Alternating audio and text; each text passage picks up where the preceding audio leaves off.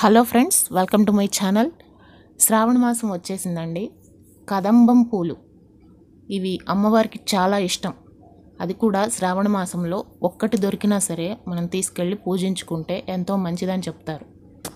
కాబట్టి ఇవి మీ చుట్టుపక్కల ఎక్కడ దొరికినా సరే కనీసం ఒక్కటైనా తీసుకొచ్చి శ్రావణ మాసంలో అమ్మవారికి నివేదించండి. ఇక ఈ మొక్కని పెంచుకోవాలి అనుకునే వాళ్ళు కుండీల్లో కాకుండా విడిగా నాటుకుంటేనే బెటర్. ఎందుకంటే ఇది మొక్కలా కాదు, మహావృక్షంలాగా పెరుగుతుంది. ఈ మొక్కని ఒకసారి నాటిన తర్వాత అది కొంచెం పెరిగే వరకు తగుమాత్రం శ్రద్ధ తీసుకుంటే చాలు, క్రమంగా అదే పెరుగుతుంది. వీటి ఆకులు వచ్చేసి మామిడి ఆకుల కన్నా వెడల్పుగా ఉంటాయి, మందంగా కూడా ఉంటాయి. ఇక వీటి పువ్వులు చూశారు కదా, గుండ్రంగా ఎలా ఉన్నాయో నిమ్మకాయ సైజులో ఉంటాయి, దాని మీద కొంచెం పెద్దగా కూడా ఉంటాయి. ఇక వీటి పువ్వులు వర్షాకాలంలోనే ఎక్కువగా పూస్తూ ఉంటాయి, మిగతా కాలాల్లో చాలా తక్కువగా ఉంటాయి. ఇక ఈ మొక్క ఒకసారి నాటిన తర్వాత అది అన్ని వాతావరణ ప్రతికూల పరిస్థితుల్ని కూడా తట్టుకుని పెరగగలుగుతుంది. అంతేకాదు ఈ చెట్టు ఉన్న చోట పిడుగు పడదు అని కూడా చెప్తూ ఉంటారు. అంతేకాకుండా సైంటిఫిక్గా చూసుకుంటే ఈ చెట్లు ఎక్కువగా గుబురుగా పెరిగిన చోట వాతావరణంలో ఆక్సిజన్ పర్సంటేజ్ కూడా ఎక్కువగా ఉంటుంది. పైగా ఈ ఆకులు చాలా మందంగా ఉంటాయి కాబట్టి వెడల్పుగా ఈ చెట్టు కింద చాలా చల్లగా ఉంటుంది.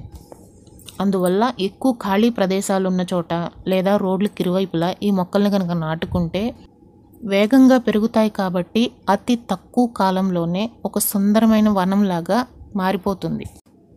ఇక పురాణాల ప్రకారం చూసుకుంటే కృష్ణుడికి అమ్మవారికి ఈ చెట్టు అంటే ఎంతో ఇష్టమని చెప్పుకుంటారు.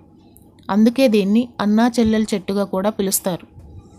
అందుకే ఈ పుష్పాలతో అమ్మవారిని పూజించటంతో పాటుగా రాఖీ పౌర్ణమి రోజున, అంటే ఇది కూడా శ్రావణ మాసంలోనే వస్తుంది, ఆ రోజు పసుపు కుంకుమతో చెట్టు మొదట్లో పూజ చేసి అమ్మవారికి ఆ తర్వాత పెరుగన్నాన్ని నివేదిస్తే చాలా మంచిది.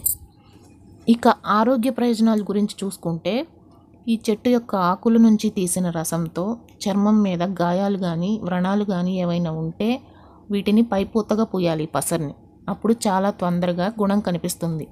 అలాగే ఎండిన ఆకుల్ని పౌడర్ చేసుకుని వాటితో పళ్ళు కనుక తోముకుంటే దంతాలు శుభ్రం అవ్వడమే కాకుండా దంత సమస్యలు ఏమన్నా ఉన్నా కూడా పోతాయి.